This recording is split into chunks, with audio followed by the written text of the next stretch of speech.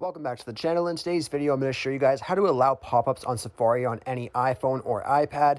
So if you're just trying to download anything or go to any other website and pop-ups usually occur and it normally opens up another tab, this will prevent it from doing that. So you'll be able to open up any kind of pop-ups that you might have. Now, to enable this setting, you want to go over to your settings on your phone and just open that up. Once you're on your settings, you want to scroll down and see if you can find Safari.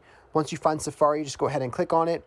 And what you want to do is go down to this general tab right here, and you should see a tab that says block pop-ups. So we just want to make sure that is turned off. Just make sure it's gray, and that will allow pop-ups. And then, of course, if you want to come back and re-block it, just come back to this setting and return it on. Very, very easy to do. I really hope I helped you guys out with showing you guys where this setting is to allow you to open up pop-ups. If this video helped you out, be sure to leave a like on it and subscribe for more. Thanks for watching.